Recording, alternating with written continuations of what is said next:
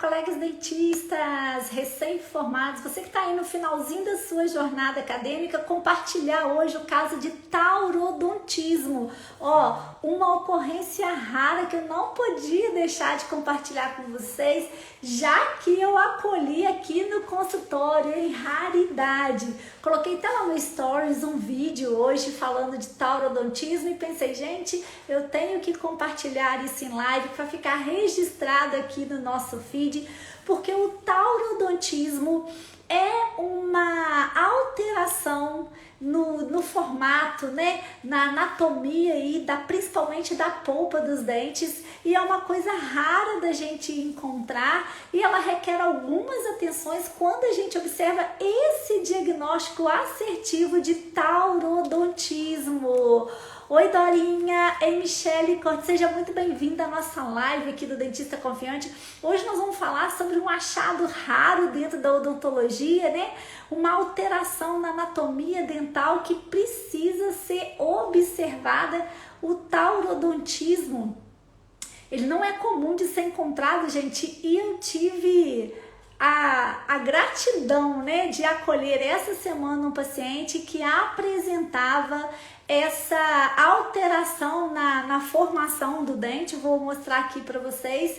É uma anomalia de formação mesmo do dente. Vou colocar aqui e ele tem 3 características para ser definido aí como taurodontismo.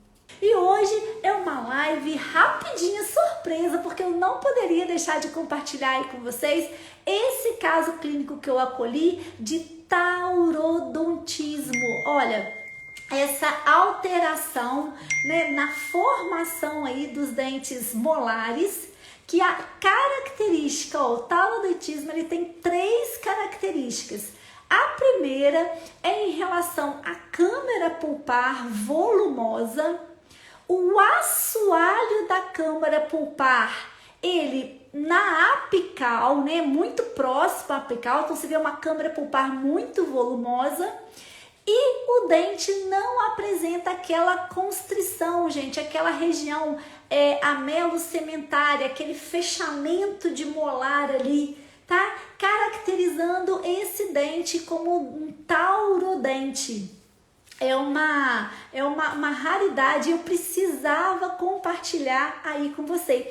E o interessante é que ao exame clínico, a anatomia do formato do dente, ele é normal. Então não é uma alteração que você consegue observar clinicamente, apenas radiograficamente, tá? Então aí a figura, e esse paciente em especial, ele tinha vários dentes que apresentava a característica do taurodontismo, né? Você pode ver o dente aí 47, mas o dente também, o dente 46, olha essa imagem desse dente 17, gente, olha o volume dessa câmara pulpar, tá?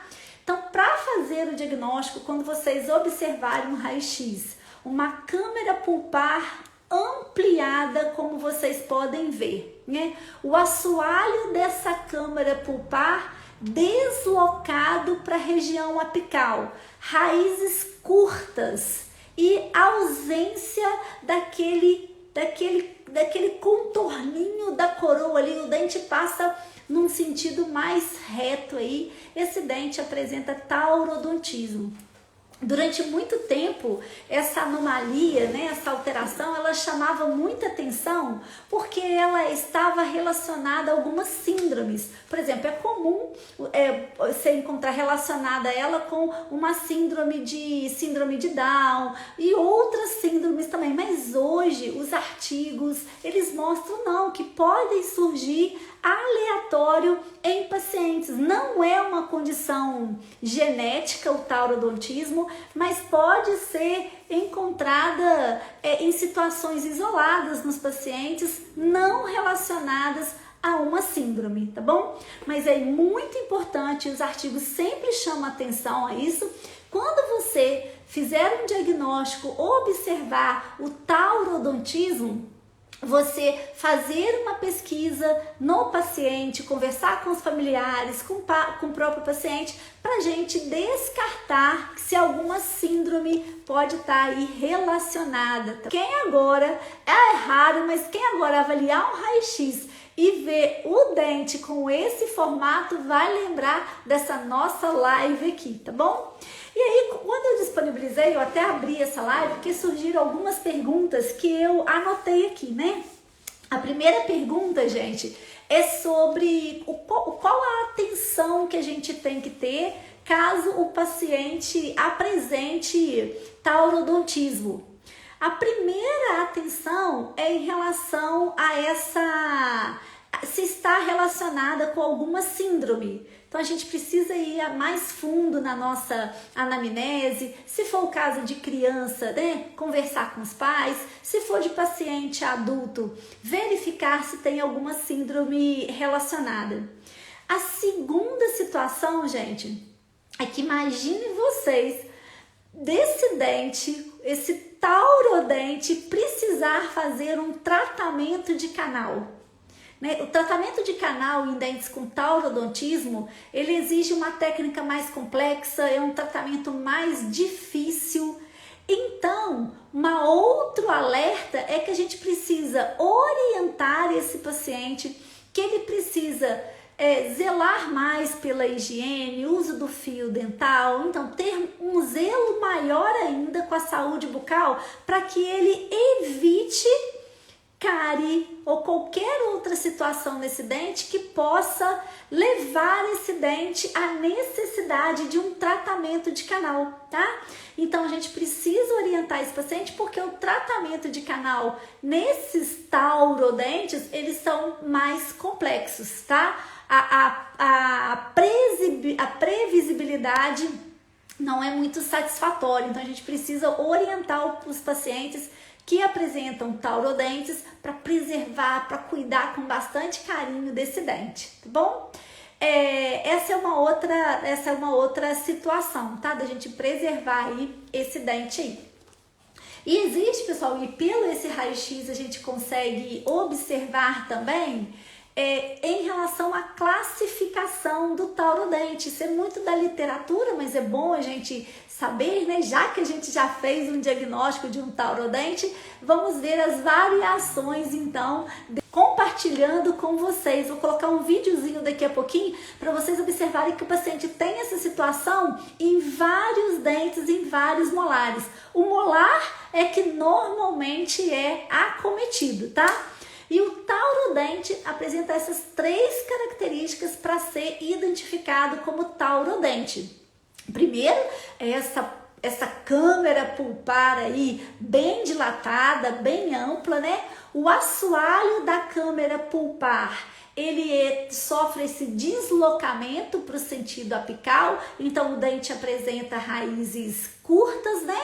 E você não observa no molar aquela constrição na região ali da junção amelocementária, ele passa mais reto aí. Então, essa é uma característica do taurodente. E o taurodente, ele pode ser um taurodente leve, igual a gente consegue observar aí nesse dente 46, a gente vê que a câmara pulpar, ela tá ampla, a gente vê que o assoalho tá deslocado para apical, mas não de forma exagerada. Então aí é um hipotaurodismo, né? Ele tem a sua forma leve. Já no dente 17 e no dente 47, olha, com o dente 17, por exemplo, praticamente não tem raiz. A polpa, ela vai, a câmara pulpar vai do início ao fim, tá? Então, bem típico, bem característico de um taurodente, um hipertaurodente, né? Uma bem característica. E aí, eu vou passar um videozinho aqui para vocês verem também sobre a mobilidade, sobre a extensão em vários dentes desse paciente, tá bom? Deixa eu ver se eu consigo achar, escolher um videozinho aqui que eu fiz, que hoje eu não poderia deixar de compartilhar com vocês, porque é um caso raro da gente encontrar, e aí eu vou mostrar aqui para vocês um videozinho que ficou bem legal. Olá, colegas dentistas, compartilhar com vocês um caso fresquinho que acabei de colher aqui no consultório, ó. Taurodontismo, tá um achado não muito comum no nosso dia a dia clínico, por isso que eu não poderia deixar de compartilhar com vocês, tá? Esse distúrbio, essa alteração ó, no desenvolvimento do dente, onde a gente observa um aumento da câmara pulpar, né? O deslocamento apical do assoalho e ausência daquela constrição aqui, ó, na região amelo-cementário, né? Característica de taurodontismo, tá bom? Ó, a gente pode observar nesse dente 47 que é um hipertaurodontismo, mas também nesse 46, ó, um hipotaurodontismo. Mas, ó, aparecem várias situações aqui no mesmo paciente, olha. Caso raro da gente ver e eu não poderia deixar de dividir com vocês, porque o dentista confiante é aí. Então, pessoal, esse é o caso de taurodente. Nesses 31 anos de formada, foram poucas vezes que eles surgiram aqui no consultório e nós, em plena maratona do diagnóstico assertivo, me aparece um caso de taurodontismo e eu não poderia deixar de compartilhar aqui com você, tá bom? E uma colega dentista perguntou também, doutora, mas o que eu tenho que me preocupar? Eu tenho alguma ação? Eu ajo de alguma forma? Não, o taurodontismo ele tem essa alteração, mas são dois alertas que a gente precisa fazer. O primeiro é conversar com a família, com o paciente, para descobrir se está relacionado a alguma síndrome, porque a gente sabe que ele pode estar relacionado, como os artigos mostram, mas sabemos também que na maioria das vezes ele é um caso isolado, o taurodontismo não é hereditário, tá? Ele é um caso isolado que surge no paciente, pode surgir em apenas um dente ou em vários dentes, como é o caso desse paciente. Mas o alerta que você precisa dar ao seu paciente, que você fez o diagnóstico assertivo, que ele apresenta um taurodente, é você orientar que ele precisa caprichar muito na higienização desse dente, manter a saúde bucal sempre íntegra, acompanhamentos frequentes. Por quê? Para esse dente não ser acometido por uma lesão cariosa, uma fratura, uma doença periodontal ou qualquer outra coisa, mas principalmente pela lesão cariosa, para que esse dente que tem uma polpa, uma câmara pulpar tão ampla, raízes curtas, não seja necessário realizar nele um tratamento de canal, porque o tratamento de canal nesse dente, ele é complexo, ele é difícil, tá bom? E tem uma previsibilidade não muito agradável, tá? Então são os dois achados, as duas orientações que a gente precisa passar para os familiares, caso seja o diagnóstico aí de um taurodente. Vou retornar a imagem aqui só para compartilhar com vocês, então, essa característica aí, esse distúrbio na formação de um dente mais comum realizar aí em molares. É um caso que eu acolhi hoje e não poderia deixar de compartilhar com vocês, vocês que acompanham aí o perfil do Dentista Confiante, que sabe que a gente aqui compartilha diagnósticos assertivos, segurança nos procedimentos, né? Através de casos clínicos que acontecem no nosso dia a dia.